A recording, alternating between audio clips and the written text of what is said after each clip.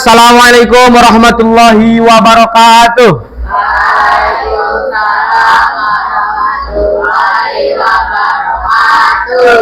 Oke, alhamdulillah. Bagaimana kabarnya hari ini? Sehat? Sehat. Wah, kurang semangat. Bagaimana kabarnya? Sehat?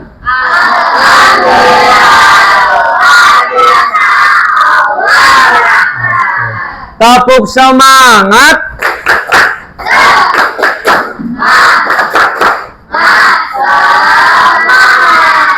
Oke, alhamdulillah kalian sehat. Ya, silakan boleh berdoa dulu, pimpin. Yuk, salah satu ke depan.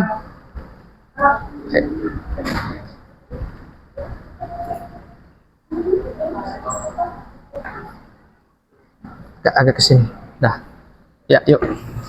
Siap berdoa. Allahu Akbar. Berdoa dimulai. A'udzu billahi minasy syaithanir rajim. Bismillahirrahmanirrahim. Alhamdulillahirabbil alamin. Ar-Rahmanir-Rahim. Maliki yaumiddin. Iyyaka na'budu wa iyyaka nasta'in. Ihdinas siratal mustaqim. Siratal ladzina an'amta 'alaihim ghairil maghdubi 'alaihim waladdallin. Amin. Bismillahirrahmanirrahim. Rabbidzidni ilman warzuqni fahman. Amin ya rabbal alamin. Memberi salam. Alhamdulillah. Assalamualaikum warahmatullahi wabarakatuh. Waalaikumsalam warahmatullahi wabarakatuh. Ya, alhamdulillah. Insyaallah kita akan belajar. Dan sebelumnya Pak Rifki mau cek kehadirannya. Siapa yang tidak hadir hari ini? Icen satu, terus Akila. Udah 2 orang aja. Sama siapa? Alita. Elita. Berarti 3 orang nggak hadir. Oke, berarti total 32 dikurangi 3. 30 kurangi 3 berarti hanya 27 siswa. Oke. Ya, insyaallah kita hari ini ya kita akan belajar tentang berpikir komputasional. Ya. Sebelumnya sudah dibahas materi apa saja oleh Bu Rahma? 1. Apa? Scratch. Terus yang kedua? Coding pemrograman. Lalu apa lagi? Ya, Farel apa? Apa? Jenis-jenis coding. Oke, ada lagi? Apa? Pengertian coding, Nafid, pengertian coding. Oke, ya kalian kemarin sudah belajar tentang pengertian coding, macam-macam coding, apa sih artinya kecerdasan artifisial, sudah belajar. Nah, berarti Pak Rifki tinggal melanjutkan. Nah, anak-anak, pada sesi kali ini Pak Rifki akan menjelaskan tentang tata cara berpikir komputasional. Ada yang tahu berpikir komputasional itu apa? Ya. Ada yang tahu? Nggak ada? Oke. Jadi berpikir komputasional itu adalah cara berpikir seolah-olah kita seperti komputer. Ada yang pernah pakai ChatGPT angkat tangan? Oke, berapa orang? 1, 2, 3, 4, 5, 6, 7. Oh, 7 orang. Ada yang pernah menggunakan Gemini atau Gemini? Ada? 1, 2, 3. Baru 3 siswa. Oke, pertanyaannya, kenapa kalian pakai ChatGPT atau Gemini? Atau KA yang lainnya, kecerdasan artifisial yang lainnya? Ada tujuannya nggak? Apa Farel? Untuk mencari jawaban. Ya, pertanyaannya, kok bisa kamu tanya sama ChatGPT, terus ChatGPT bisa bales sesuai dengan apa yang kamu tanyakan? Kenapa? Ayo. Kenapa? Alasannya karena kecerdasan artifisial itu punya tata cara berpikir komputasional. Nah itu, apa itu berpikir komputasional? Berpikir komputasional itu ada beberapa prinsipnya. Yang pertama adalah abstraksi. Ada yang pernah dengar? Ini belum, bukan makanan, bukan, abstraksi. Yang kedua ada dekomposisi. Yang ketiga ada algoritmik. Yang keempat, ada yang tahu?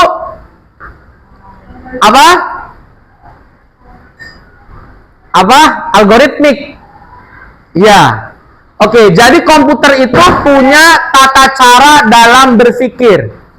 Ya, maka komputer bisa menjawab pertanyaan kalian karena mereka didesain, disetting cara berpikirnya bertahap bertahap, lalu disesuaikan dengan pertanyaan. Makanya kamu tanya apapun ke ChatGPT, pasti ChatGPT bisa jawab, walaupun memang jawabannya tidak selalu benar. Kenapa tidak selalu benar? Tergantung apa yang kalian tanyakan. Semakin pertanyaannya umum, semakin pertanyaannya, jawabannya semakin juga umum, tidak sesuai dengan harapan kamu. Semakin pertanyaan kalian detail, maka jawabannya semakin dekat sesuai dengan keinginan kalian. Disebut dengan prompt, prompt. Jadi pertanyaan yang kamu ketik ke KA, bisa ChatGPT, bisa Gemini, itu disesuaikan dengan prompt yang kamu inginkan. Ya, kata perintah yang kamu perintahkan kepada kecerdasan artifisial. Ya, oke, para siswa. Ya, silakan kalian sekarang akan menonton video tentang pengenalan computational thinking atau berpikir komputasional. Silakan kalian tonton dan dengarkan dengan seksama.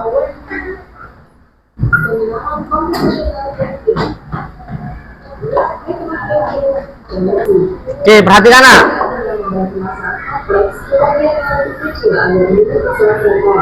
Misalnya kami ditunjuk dari beberapa kilometer penjelasan, maka untuk memudahkan pelaksanaan, kami bisa menunjukkan konsumsi, publikasi, keamanan, dan lainnya. Oke, ini penting nih. Berpikir komputasional yang pertama apa tadi?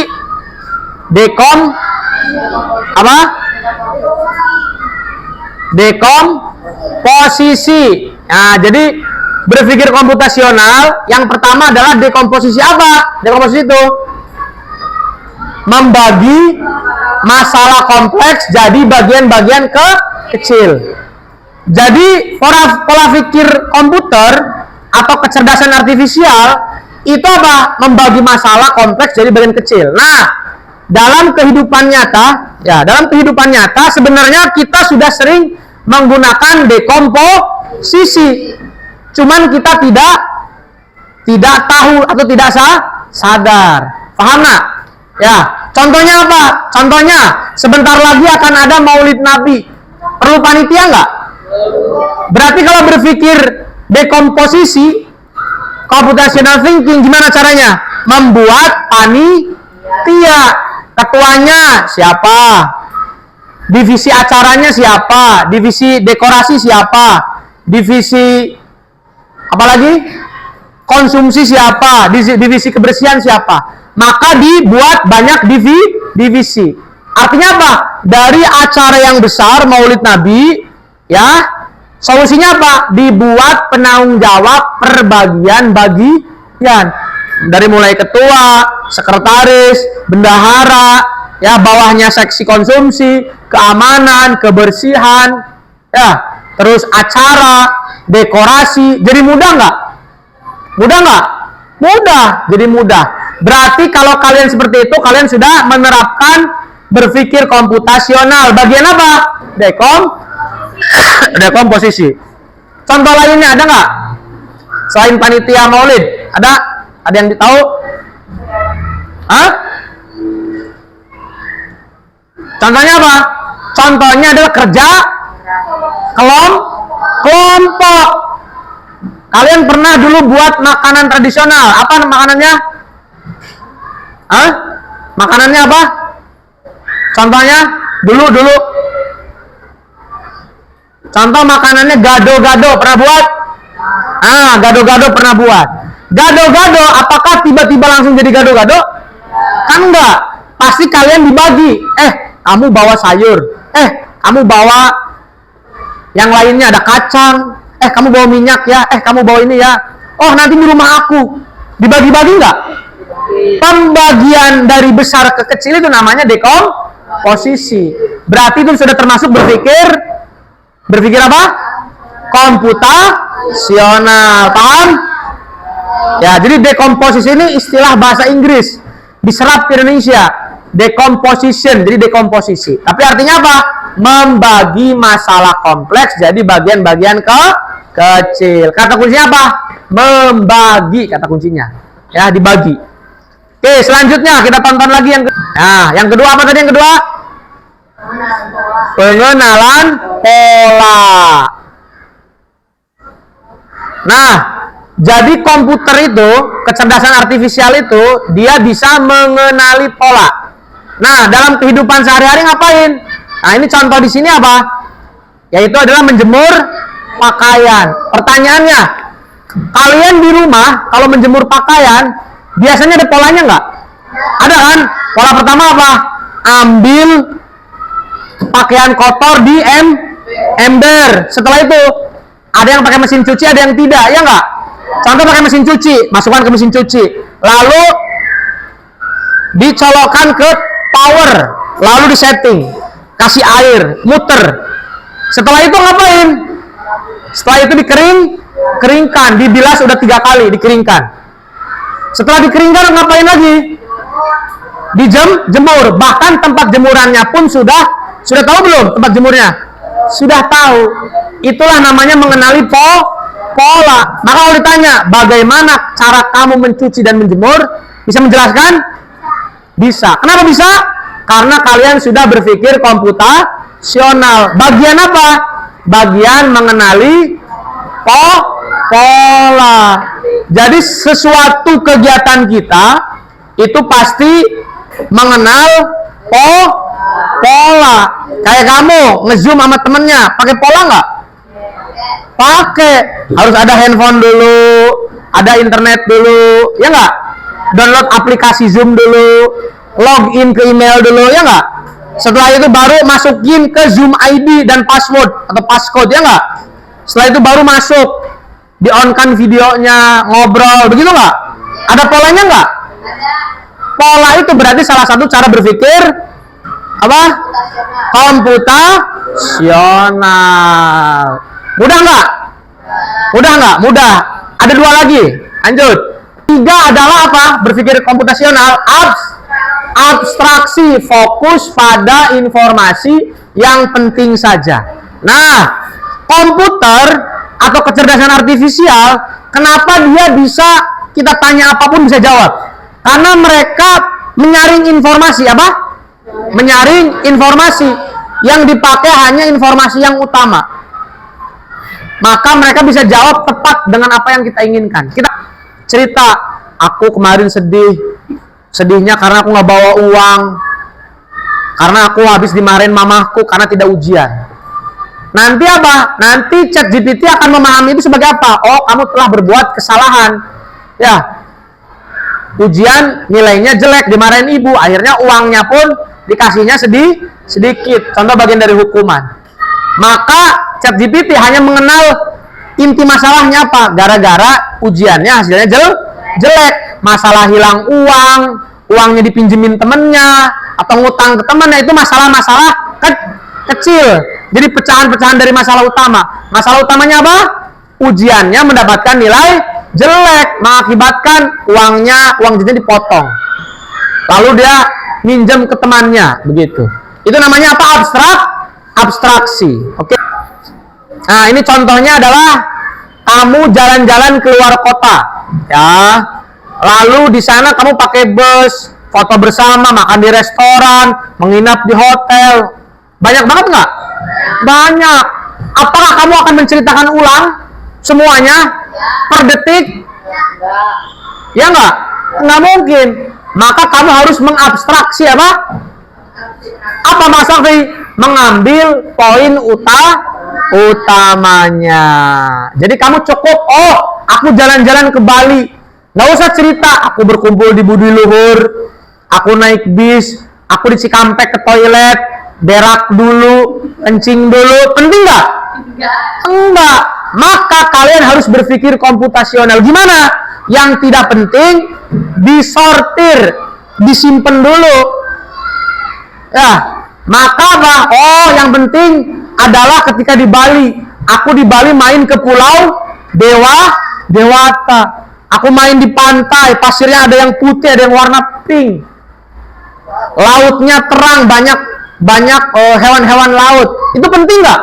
Penting. Berarti yang diceritakan adalah yang penting-penting. Satu, keindahan alam di Bali. Kedua, budaya khas Hindu-Buddha Bali. Ketiga apa?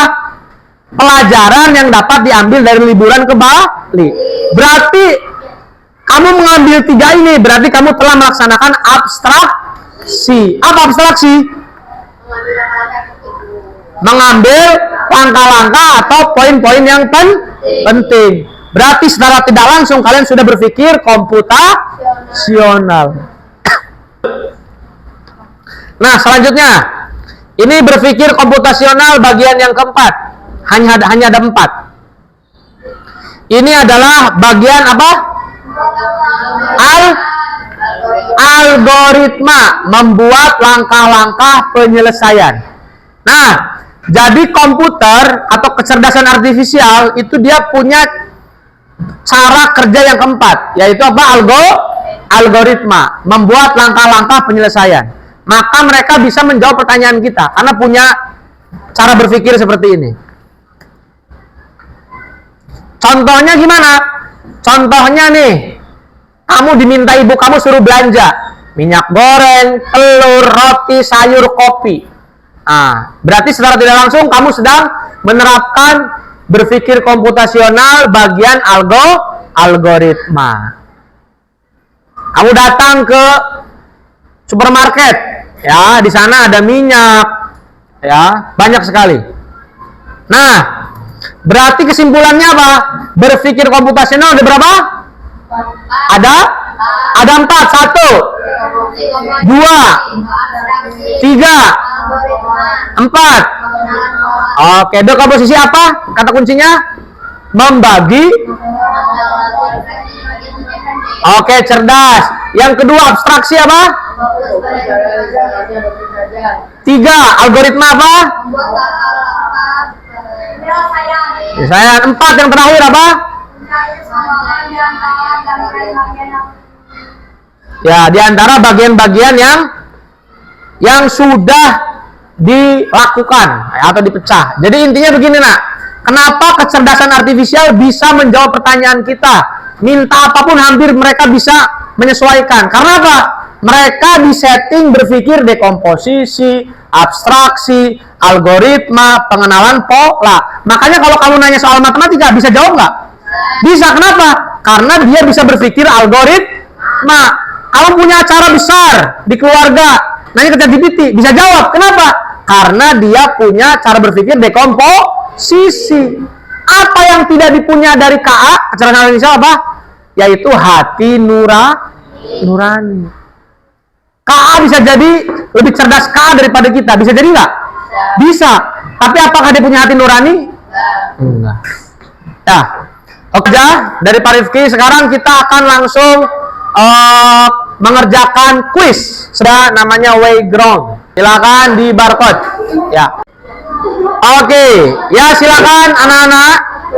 Kuisis sudah Bapak mulai.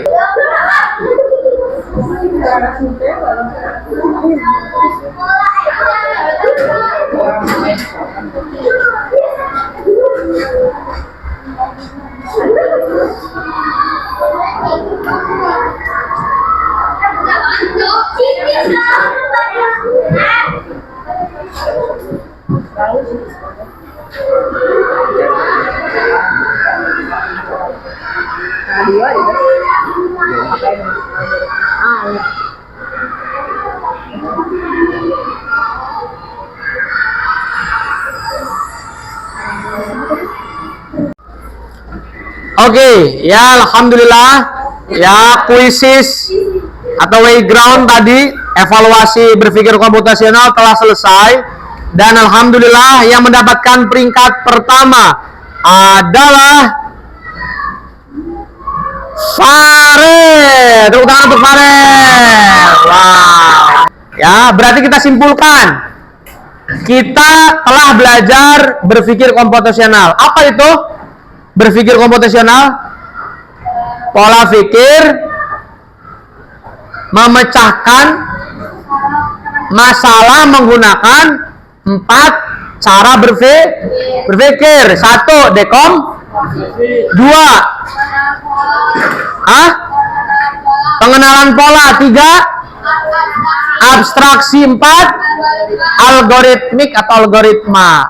Oke, jadi pekan depan kalian akan belajar coding bersama Bu Rahma dan nanti insya Allah beberapa kali akan dengan Pak Rifki. Belajar tentang apa?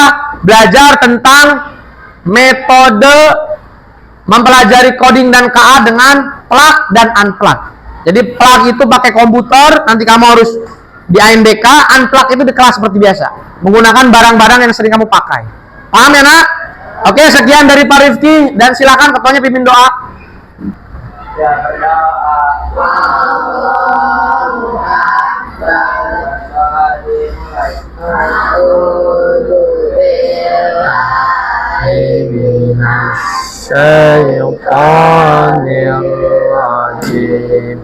Bismillahirrahmanirrahim. Alhamdulillahi Rabbil Alamin Ar-Rahmanir-Rahim Maliki Yaumiddin Iyyaka na'budu wa iyyaka nasta'in Ihdinas siratal mustaqim Siratal ladzina an'amta 'alaihim ghairil maghdubi 'alaihim waladdallin. Amin. Dah apa-apa. Assalamualaikum warahmatullahi wabarakatuh. Waalaikumsalam warahmatullahi wabarakatuh. Oke, sekian dari Pak Rifki. Terima kasih. Syukran katsiran ala ihtimamikum. Assalamualaikum warahmatullahi wabarakatuh.